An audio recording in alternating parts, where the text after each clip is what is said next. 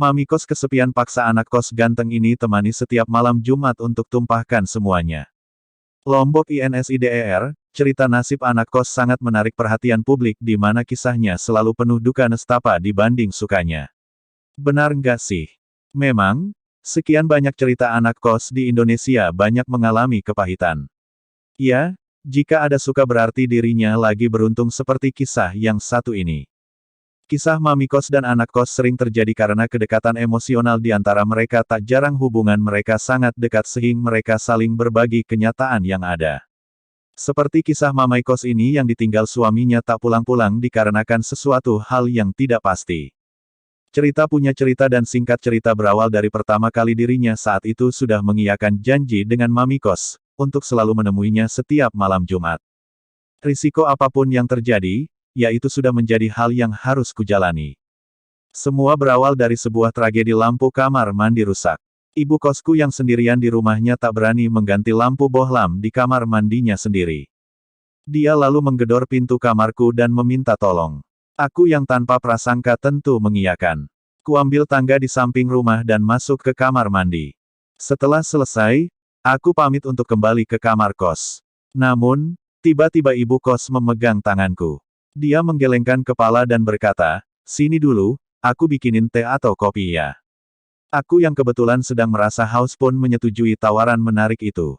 Kami duduk di ruang tamu dengan sofa berwarna merah yang baru dibeli ibu kosku beberapa bulan lalu.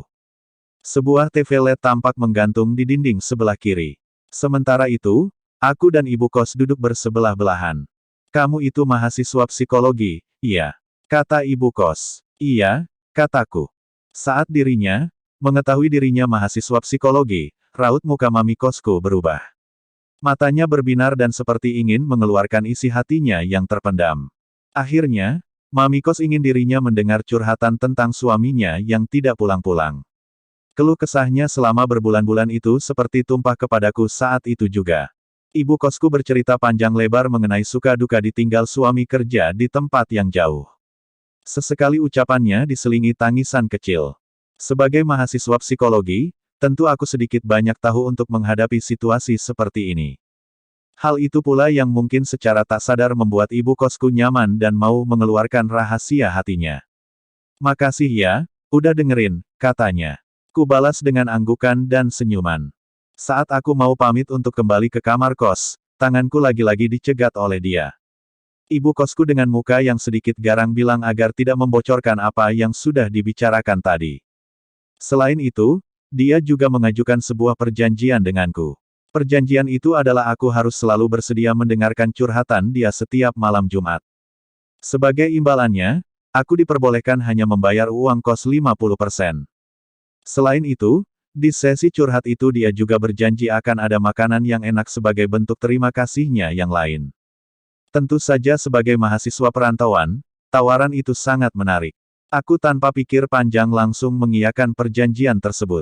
Namun, belakangan aku sedikit menyesali keputusan itu. Janji mami kos untuk memotong biaya kos dan memberikan makanan enak memang ditepati. Akan tetapi, belakangan isi curhatan dia semakin hari semakin membosankan. Permasalahannya setiap minggu selalu sama, yaitu tentang suaminya yang tak pulang-pulang seperti Bang Toyib.